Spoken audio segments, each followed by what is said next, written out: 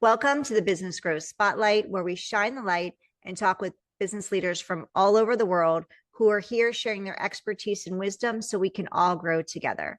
I'm your host, Heidi Schalk, co-founder of HLH Growth Solutions, where we help businesses grow through outside the box visibility and automation strategies. If you're new to the podcast, welcome. So excited to have you here today. You're in for a real treat. Been chatting behind the scenes. We both have teenagers. So we have a lot to chat about. We're going to talk all about him. We've been talking about our kids, and now it's all about him. So without further ado, I'd love to introduce you to my guest today, David Fivecoat with Fivecoat Consulting Group. So welcome, David, to the podcast. Hi, Heidi. Thank you for having me on the podcast. I'm excited to talk to you today. I'm excited to chat with you as well. So David, can you start us off? Tell us a little bit about yourself, about your business, your company, and your role within it. Yeah. So to go back to I guess we'll go back to the beginning. I was born and raised in a little town right north of Columbus, Ohio, which is called Delaware, Ohio. Enjoyed sports in school growing up. I played football and wrestled and played tennis and baseball, but really loved to read, and I loved history, especially military history. And so when it came time to apply to colleges, I applied to West Point and a couple of others, and I got accepted into West Point, which is the United States Military Academy. We really didn't have a family tradition of folks serving in the military. I was really the first one. My dad hadn't served. His dad hadn't served. My grandfather on my mom's side had served during World War II, but he had passed away when I was young, so didn't really have that sort of service mentality. But loved World War II history, and of course, all the American generals are West Point grads, and so going to West Point seemed a perfect fit. I majored in military history there, so I got to learn about all these great generals and their leadership style while I was at West Point, and then I got to go try to apply it while I served our country. I was commissioned as an infantry officer. I served for 24 years. I led organizations at the platoon, and a platoon is about 40 people. Company, which is about 130 people, battalion, which is about 700, and brigade, which is a couple of thousand. Along the way, I did a lot of time in North Carolina, Kentucky, and Georgia. But along the way, I did a year in Korea, 6 months in Kosovo, 6 months in Bosnia, almost 3 years in Iraq, and another year in Afghanistan. And so a lot of experience overseas, a lot of experience leading people under pressure in difficult situations. But eventually it came time to transition out of the Army. And I transitioned out of the Army and went to work for another company for a couple of years, which was a great experience to learn the inside of another company. And then in March of 2020, I decided to found the Fivecoat Consulting Group. I would recommend to all your listeners, do not pick March of 2020 in the middle of COVID to found a company. You definitely increase the difficulty level when you do that.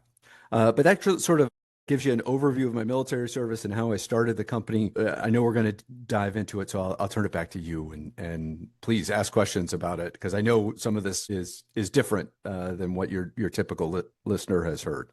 Yeah. And thank you for sharing your backstory and your journey. And because I love hearing that. And I don't always get to hear that on this podcast, the full, the backstory. So I'm curious, you're very well traveled with all of your military experience. Do you have a favorite battlefield?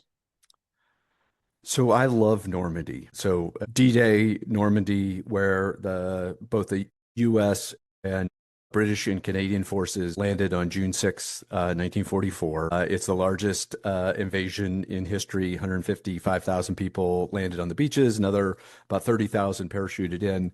So in one day on June 6, you have 180,000 people. And it's a huge battlefield. It is literally 55 miles from east to west. And it's even to this day, it's still on these small Norman roads that you can't drive very fast. So I actually have, one of the things I do with my company is we are a leadership development company. We do executive coaching, keynote speeches, workshops, and then what we really love to do is take corporate groups to battlefields and use the history as a vehicle or a case study to talk about how folks can improve their leadership skills, their communications, and decision making. Of course, the battlefield is a very chaotic place, so we always get an episode where we talk about how do you lead better in crisis. But we use different places on the battlefield, Normandy or Gettysburg or Little Bighorn or any of those battlefields as a way to talk about that and take corporate groups to talk about it and then actually apply it so they take it back and actually use it when they go back to work. Do you actually? Yeah, so fortunately this October I've got two groups back to back going to Normandy. And so if any of your listeners out there would love to go to Normandy at the end, I know we'll put my details out there, but please hit me up. I'd love to take you to Normandy, you and your corporate group, and we'll explore the battlefield together. Wow, that's going to be such an exciting trip and experience. So I want to read I don't normally read the bio on this because people can read it on the in the show notes, but I want to share that you were a U.S. Army paratrooper, 4 combat tours in Iraq and Afghanistan. I know you shared some of this. Colonel David Fivecoat, U.S. Army, retired, and then you founded your Fivecoat consulting group. You're also an author, so we're going to talk about that as well, of a book called Grow Your Grits. And yeah, I want to learn more about that, so we'll dive into that. But before we do that, so you take the leaders to the battlefield to develop their leadership skills. What is some of the things that they learn there that, and I know you touched on it, that they can't learn in the boardroom? Yeah, so the great thing about the battlefield is the leadership lessons are stickier than what you can teach, because I do both. I teach I try to teach leadership in boardrooms or conference rooms. And I also teach it on the battlefield. But what I found over, I've been doing it now nine years, that the experience on the battlefield when you're walking on the ground where somebody stood in the case of D-Day, 80 years ago, where the case of the Civil War, over 100 years ago, where folks stood and made the best decision that they could with the information that they had. And you talk about that and talk about the experience about what decision they made and then what the competition did. Well, in this case, the enemy, whether it's the Germans at D-Day, what decisions they made, and then how it all sorted out. And then you'd say, okay, well, here's the leadership application. We talk through that. Okay, how do you apply it at your work? And they talk through that. And for whatever reason, just standing there and having that powerful experience where guys like Dick Winters or Dwight D. Eisenhower or Jim Gavin stood and made decisions just really resonates with folks. And part of it is it gets them a little bit out of their comfort zone. It's not what they're used to. It's coming from a little bit different direction, but you're standing on the ground. It might be raining sideways. It might be a beautiful day, but all those variables make it just so sticky that folks then take it back and use it. Wow. Yeah, it's experiential and it kind of transports you back in time. Right. I had a client, Benny, who brought his group to Gettysburg last fall, and he said, "Hey, I did a program with you back in 2018. It was the one thing that we referenced for the next 7 years, the one leadership event that resonated with us. And I've got an almost new team, and so we wanted to bring them back to Gettysburg so they could get that same experience, and we're able to leverage those same lessons for the next 5 or 6 years." Yeah, that's incredible. Yeah. I can imagine that this, like, what they're learning is definitely ingrained in their brain longer and deeper than just sitting in a room taking the information in. Yeah. And we ask the folks to do some pre-work. We always try to do a call 30 days out, a virtual call 30 days out, talk to them about logistics. And then we assign some pre-work, and we ask them to either watch a movie or we provide a PDF for them to read, or we can recommend a book if they want to read a book. And so they have to do some pre-work so they understand at least the fundamentals of the history, because we don't want to spend, it's not a tour. And if they wanted to go on a tour, they could do it a lot cheaper than coming with me. But we want them to at least understand a little bit of the history, and then so that they can apply it in this leadership aspect and really think about that. Yeah. So when the leaders that you work with walk these battlefields, what are the most common aha moments that they experience, or some of that, like some of the aha moments you've seen? Yeah, so I'll talk about the first stop at Gettysburg.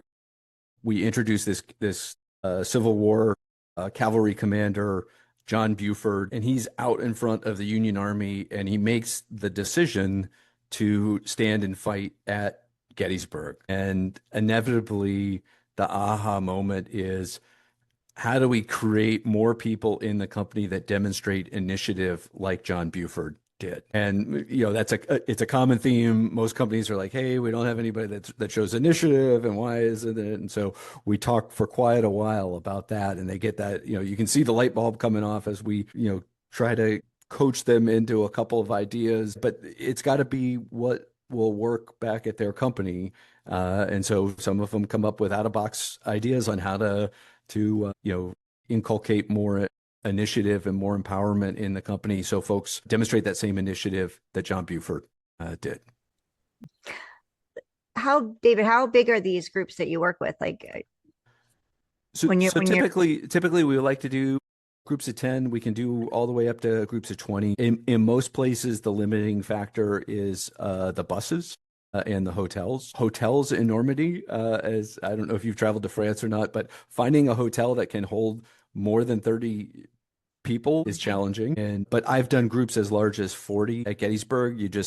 You bring we like to do two facilitators. So one person will cover the history and one person will do the leadership. And if we get a group of 40, which we've done before at Gettysburg, you just get two buses and four facilitators, and one group of 20 works with two facilitators, and another group of 20 works with the other. And then you can bring everybody together in a ballroom and do some of the wrap up stuff, which we call an after action review. So it helps to lock in the leadership learning. Wow, sounds amazingly fun Yeah. and transformative. So how does it being in a group, that group dynamic, impact the learning experience? Well, the other thing that I always like to do them with a company, because the company has a set of problems that they're dealing with. They've got some common frames of reference. But Mm. just like any offsite, the offsite at one of the battlefields is going to bring the group closer together because they're outside of their comfort zone. They're spending time eating meals with each other. They're not always, running from meeting to meeting to meeting and sending emails and text messages and all the other stuff that modern corporate folks do. And so they get a chance to step back from the day to day, think a little bit deeper, think a little bit harder, think about leadership. And frankly, some of it is, it's just an opportunity where the company is investing in people and investing in their growth and development. And they have all that sort of going on. We stay at nice hotels. We try to eat nice food. Although one program I have up in North Georgia, we do eat a MRE, which is one of the modern Army. It's basically a meal in a bag. Everybody gets their own meal. And so we hike 3 miles, and then everybody gets a chance to eat an MRE. But it pushes them out of their comfort zone. They're having to do different things. They're going new places. They're learning new things. And so it's all part of the impact that we're having on these folks by getting them out of the office and getting them to do something a little bit different. Yeah. So David, I'm like sitting here listening to you. I'm super intrigued that with this, how you do this, and just how creative it is with this concept that you came up with. So can you share with us how you came up with this, like with combining your background with also your work experience, and then bringing it together and going, you know what, I'm going to do this. Yeah, I will not take credit for creating this. It draws off of the Prussian military. The Prussians are the predecessor of the Germans. The Prussian military did not do very well against Napoleon, and they wanted to get better. And so in the 19th century, they would take groups of officers, the Prussian military would take groups of officers to various Napoleonic battlefields, and they would tour the battlefield and talk about the decisions that were made on both sides. And that is what became known in the military as a staff ride, because you are taking a group of staff officers to the battlefield to try to learn together about it. And that was more military focused, like, hey, how did they deploy their troops, and where did they set up, and where did they put their artillery, and all those things. And but that was designed because the Prussians weren't fighting anybody, to gain folks experience by actually walking the ground on the battlefield and giving them this experience. The U.S. military adopted the same idea back in even before World War I. And that was part of the reason why Gettysburg, the battlefield, was preserved as a battlefield. Was it was preserved by the U.S. Army as a place to bring officers to learn about the Battle of Gettysburg. So if you've ever been to Gettysburg, the big towers that are on Gettysburg, there's these big they look like, they're big metal towers, kind of look like places where fire watchers would hang out. The U.S. Army built those so the officers could go up on those towers, because this is before airplanes, and see the whole battlefield from up on these towers. And so U.S. Army adopted it. I did it as an Army officer.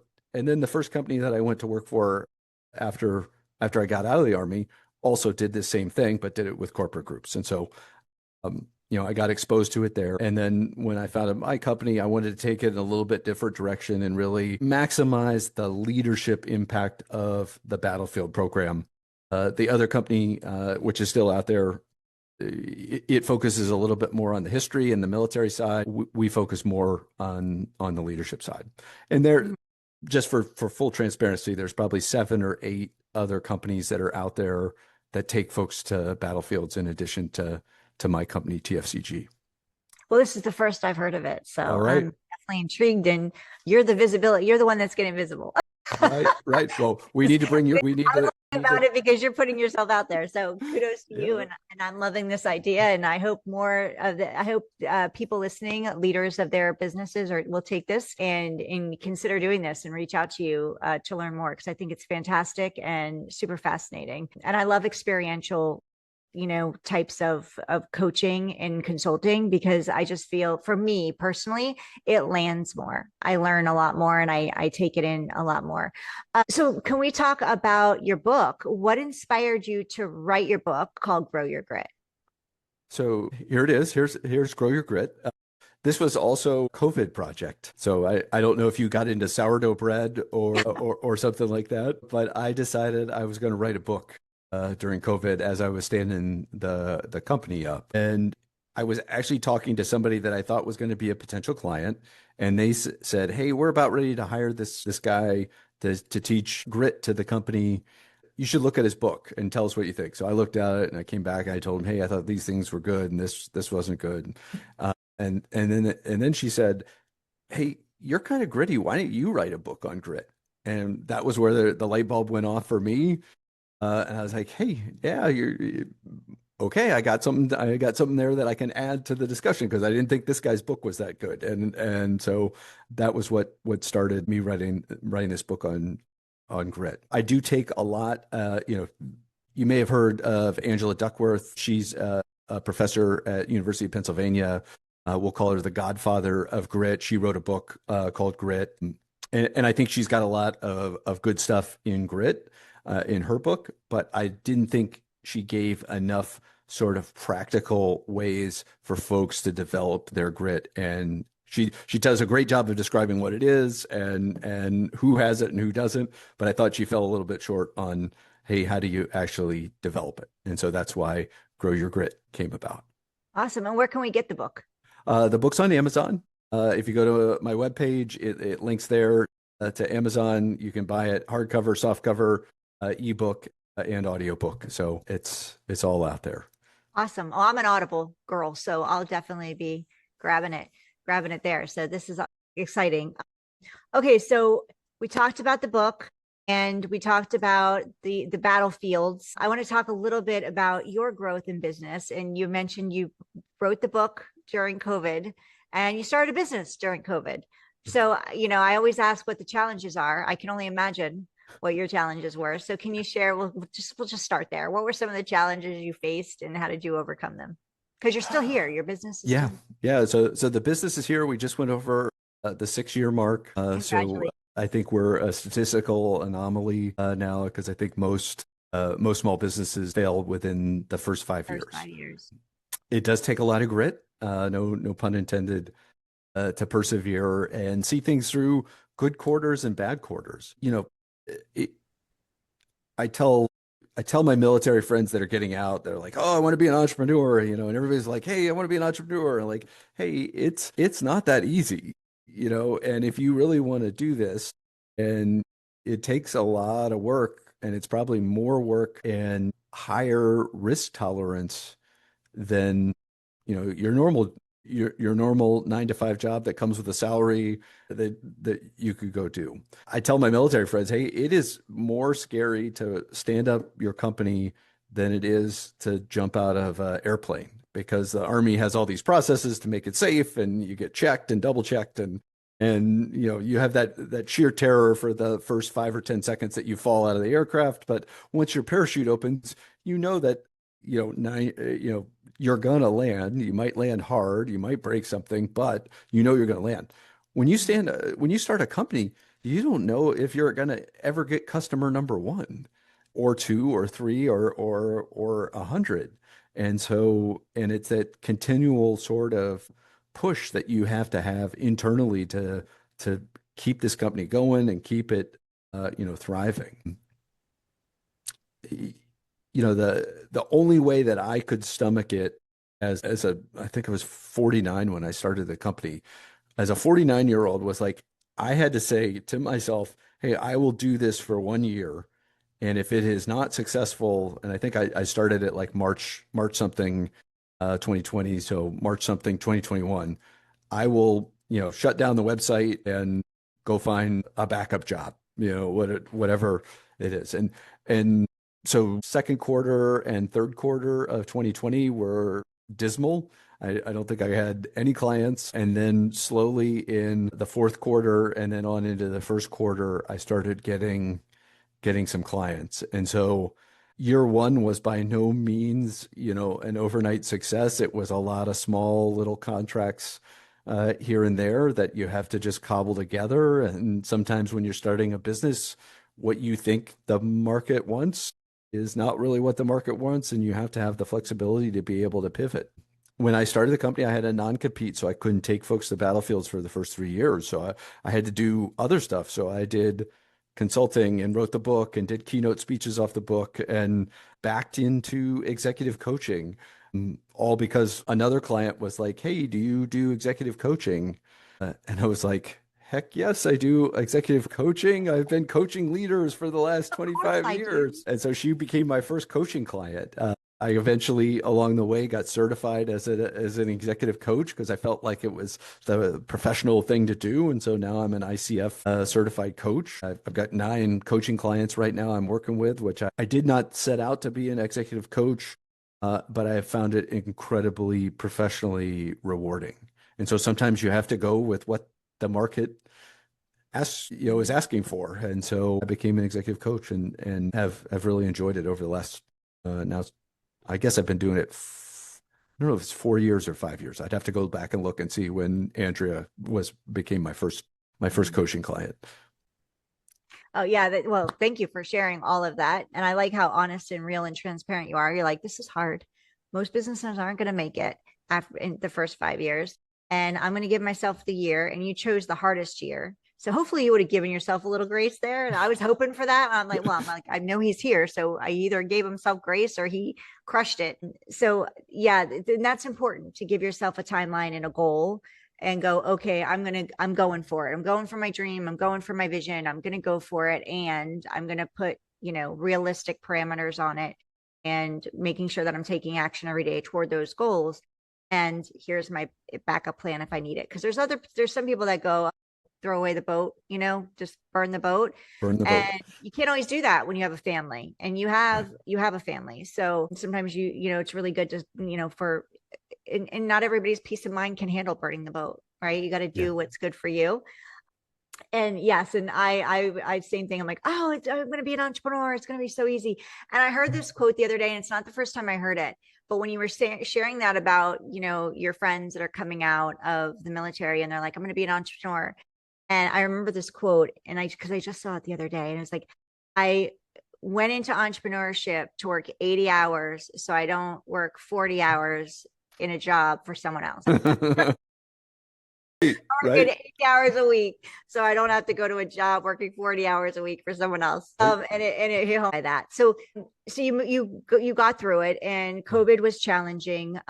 To say the least, everybody was navigating different things. I remember it very well. What, besides the challenges that you faced, like how, and you said you got some clients, how are you how are you staying in a growth phase? Are you in a growth phase, or do you cap yourself out at like so many clients? I know you do the groups, which is great. Like, how does that look for you as far as making sure that you're keeping that pipeline filled, right? Because we can get comfortable with, we've got good clients, I'm bringing in good revenue, I'm happy here. And then it just takes one thing to happen. So it's always, and many of us will learn in that moment that, oh yeah, I've heard I should have a pipeline. Is that something that you consistently are doing, working toward keeping that pipeline going? And if so, how are you keeping that consistent? Are you doing organic growth? Are you doing paid marketing? Like, what are some of the things that work for you? Yeah. No, that's a great question because I learned the hard way. I had a big company as a corporate client that was basically every 6 months asking me to coach 5 or 6 executives. And so there was this really nice, robust pipeline. I was super busy trying to keep up with 5 or 6 coaching clients and everything else I was trying to do. But eventually the sponsor or my champion within that company left. And I didn't realize at the time, I was like, oh, they like me. I've coached 24 of their executives. They'll keep hiring me. And I did not realize that when your champion leaves, that means that pipeline, at least in this case, dried up. And so I have not worked for that company since. And it was a hard lesson about, hey, you have to keep a pipeline. You have to make sure that you're always working on it, and also always trying to add new people to the pipeline because you can't, the easiest sale, of course, is to somebody that you've already sold to, but sometimes they, don't have the capacity to go back to a battlefield or need another coach or whatever. So you always have to be sort of grinding on the pipeline. I have used various CRMs. I've used HubSpot. I've used Insightly right now for very nuts and bolts. It has worked best for me to have some PowerPoint slides with some tables on it, so I track the individuals that I'm engaging. There's some that I engage once a month, and then others that I engage quarterly. But the whole idea is to maintain some engagement with some folks that might be potential clients for you. And so I do a lot of, we're coming up to the beginning of May. And so, of course, the monthly clients, you need to send them an email or set up a call or whatever to see what their needs are and how you can help. That for me is the pipeline side. How I get new folks or potentially new deals is I post on LinkedIn once a week on Tuesdays. So you'll see a post from me on Tuesdays. I pay for Google Ads, which we can have. I want to find out what you think about Google Ads. We can have that discussion. And actually, I just tried something new. I went on this guy's podcast, I guess about 3 years ago or 4 years ago when the Grit book just came out. And I was talking to another CEO a couple of weeks ago, and he just casually mentioned, "Oh yeah, I get these. I'm on this podcast. I have some ads on this podcast." And I was like, "Huh, I like podcasts. I should advertise on podcasts." So I just put together my first ad on a podcast. Exciting. Uh, so I don't know if you sell ads on your podcast, Heidi, but I just put my first one out there in the world for 8 weeks, and we'll see how that goes. His first episode dropped on Thursday. I did not get overwhelmed by emails over the weekend, but hopefully after a few more, he drops a new show every week. So we'll see if that generates anything. But That's awesome. I'm willing to try something and try to get things out there and see what works. Yeah, for sure. That's exciting. And congratulations. You got to try different things, right?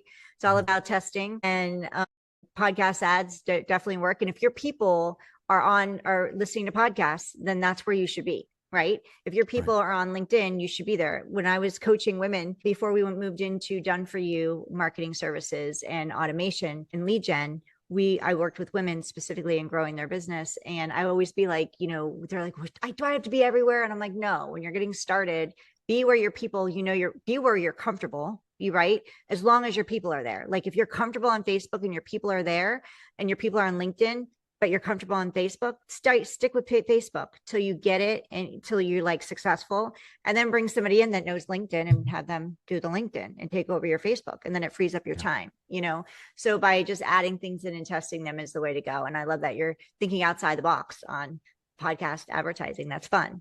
Yeah, Yeah. sure. No. I had somebody tell me the same things starting out that you know, get on social media, pick one channel and do that for a year and get as good as you possibly can on that channel and then expand out. I never expanded out. I have been on LinkedIn because I think that's where the potential CEOs or COOs that might bring their group to battlefields are. And so that's where that's why I post every week and try to get those engagement and looks to drive business. Yeah. Yeah, and that's great. And that's perfect. If you've been doing really well there, you don't never need to expand out. Some people like to, some people, are good where they're at. And I've talked to a lot of people, especially on this podcast, where LinkedIn is the place they are. Whenever I go look for them on because I have clients that we do their content management for them, and they'll post across the platforms, and I'll look for somebody that they may have talked with or did a podcast interview with on LinkedIn, and they're nowhere to be found on Instagram because their audience is on LinkedIn. So why be on Instagram? Yeah. So I always want to remind people, don't feel like you have to be everywhere to grow your audience, and don't feel like you have to have tens of thousands of followers either. If people are following you, your clients are in there, right? They're, Right. unless they're trying to sell you something and they want to collaborate, you have your clients in the audience that you have. So just like being steady, being consistent. You're like, I know I can do every Tuesday. My people know I'm posting every Tuesday. This is what I'm doing. I'm engaging and it's working for me. And in the meantime, I'm going to try a couple other things outside of social media. So how long have you been doing the Google ads for? Since I started, Okay. I do the lowest, I think Google has a preset that you can do $300 a month on Google Ads. It's the lowest level. I think what it does is drives me so that I at least show up on the first page when somebody Googles me. And beyond that, I don't think it really does much. Now, Yeah. I will say, lesson here for the folks that are considering becoming an entrepreneur, think long and hard about your business name.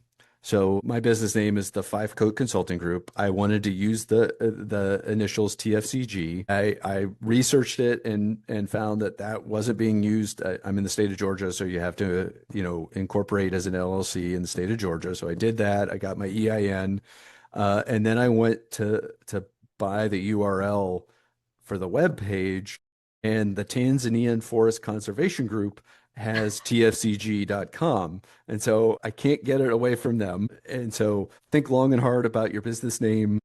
You probably should combine two words because then you can buy that URL and, use that as your way to drive sales.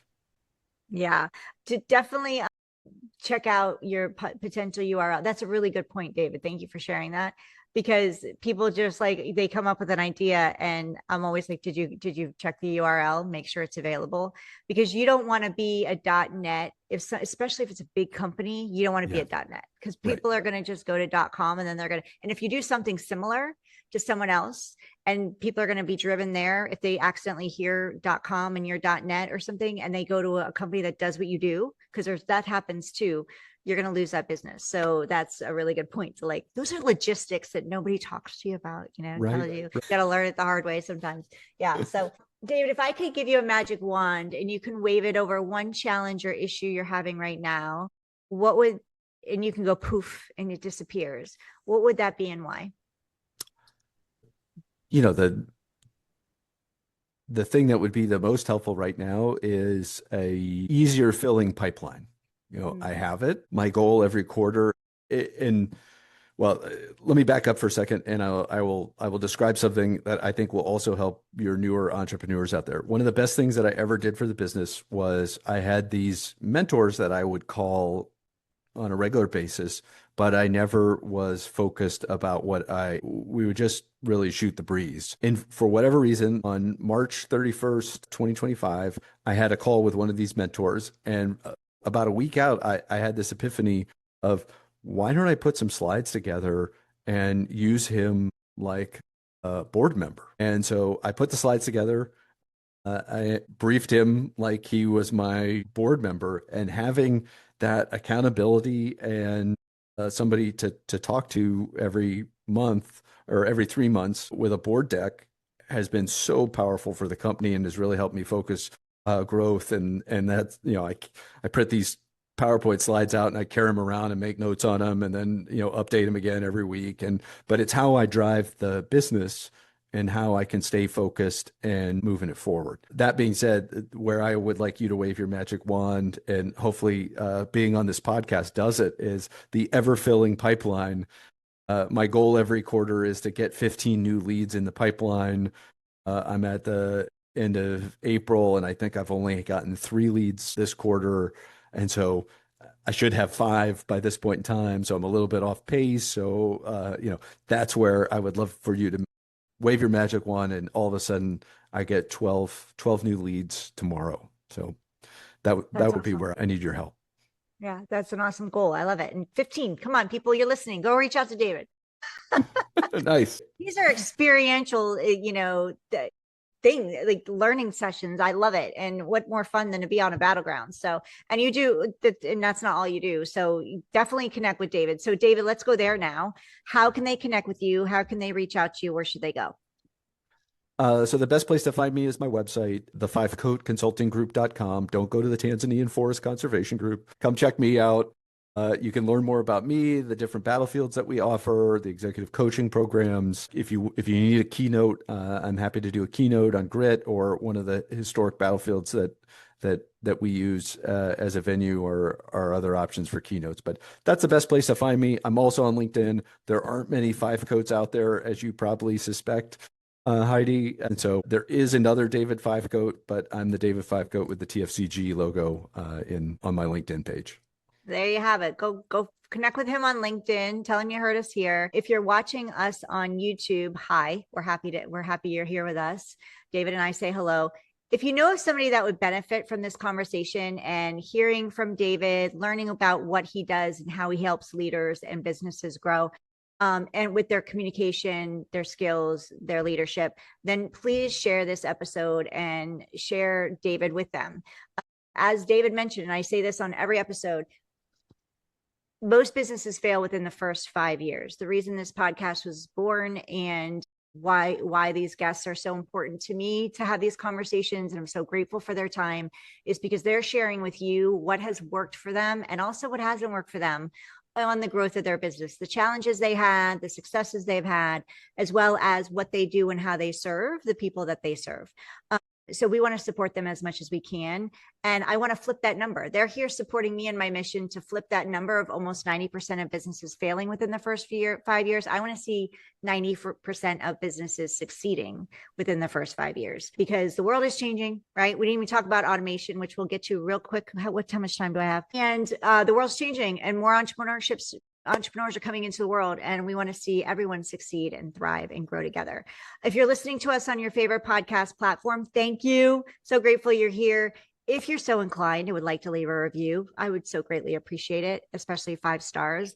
That helps the platform push this podcast out, because it shows that, oh, people love it, that we're going to push David out and their conversation out to more people. And if you know of anybody listening that you're listening to this podcast that could benefit from hearing David and what he's up to in this interview, please share it out with others. Also, get your book, Grow Your Grit, get it on Amazon, go to his website, go connect with him on LinkedIn. And thank you for being here with us today. David, if I could bring you back in 12 months and, what would success look like for you? What are the big goals? What's coming up for you? If we were to be able to revisit this conversation 12 months from now. So I know your podcast is about growth, and so from 2024 to 2025, I doubled the business. 2025 was the best year ever.